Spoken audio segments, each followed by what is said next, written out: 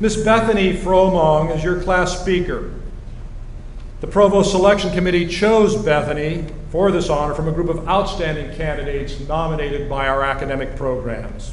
Bethany, the daughter of Clark and Tricia Fromong of Enumclaw, has played a critical role in theater productions at Western, in Bellingham, and beyond.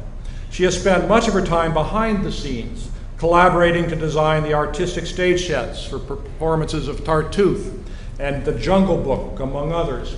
This past fall, she recreated the Antarctic landscape as the scenic and artistic director of Terra Nova.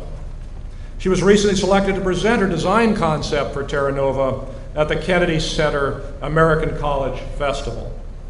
In addition to working backstage, Bethany managed the production of several shows as head house manager of Western's Performing Arts Center for the past 2 years. On top of her academic career, she has juggled up to 4 jobs at once and has volunteered as an usher at the Upfront Theater in Bellingham. After graduating, Bethany plans to work in theater in Bellingham or on cruise ships. She will do this summer. She will be the scenic designer for this summer she will also be the scenic designer for Western's production of Seussical, a musical based, of course, on the books of Dr. Seuss. Please welcome your class speaker, Bethany Fromong.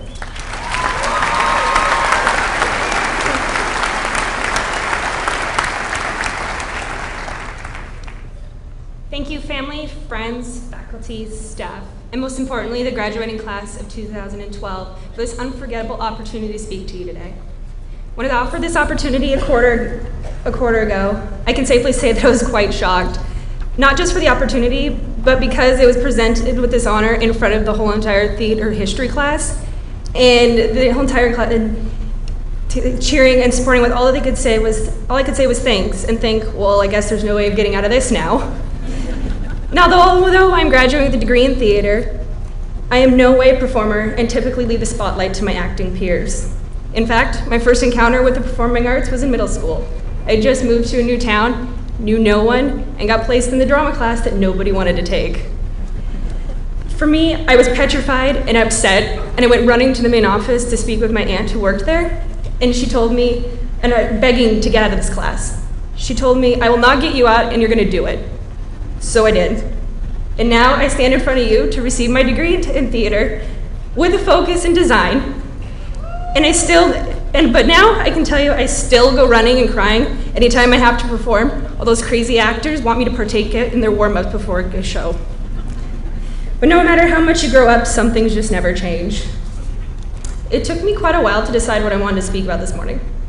I thought for weeks about the possibilities, about how to go about where I came today, what opportunities have presented themselves along my long educational journey.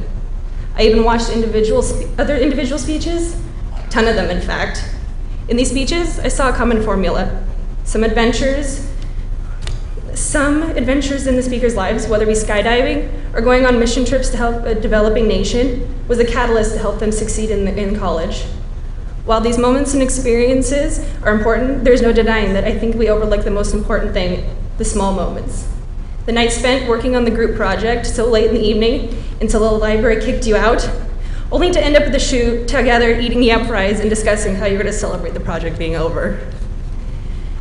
It's the people who helped you in those small ways to get to this moment. I wouldn't be here today without those people and without those small moments. I bet most of you out there today owe a similar debt to the people in your lives.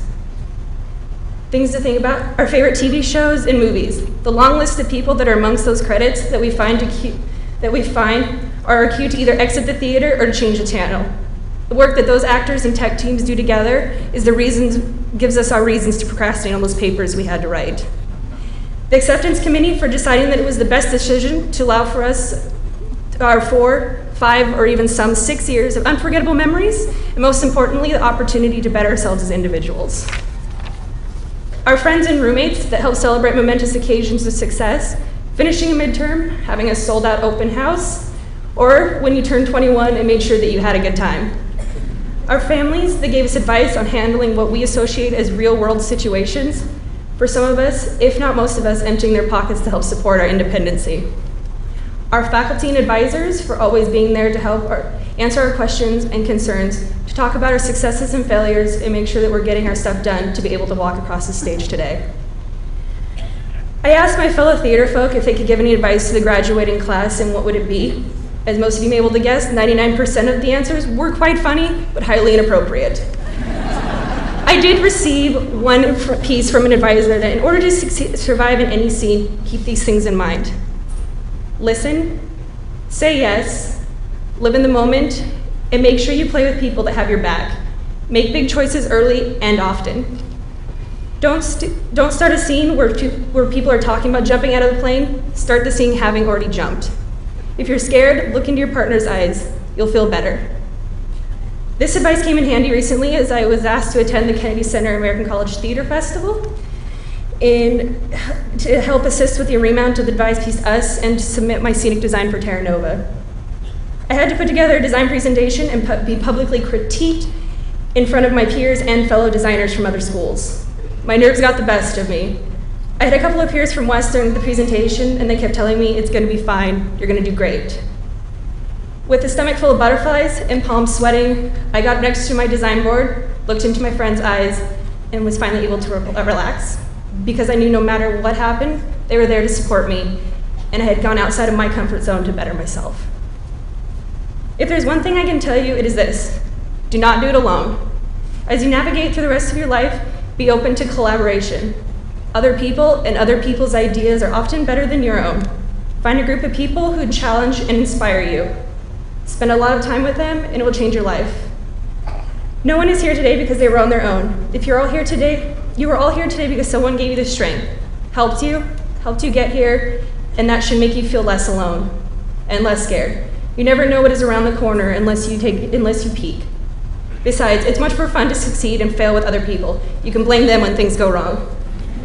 Thank you again for asking me to speak today. As you head out into the next act of your life, I wish you love, joy, much laughter. Break a leg.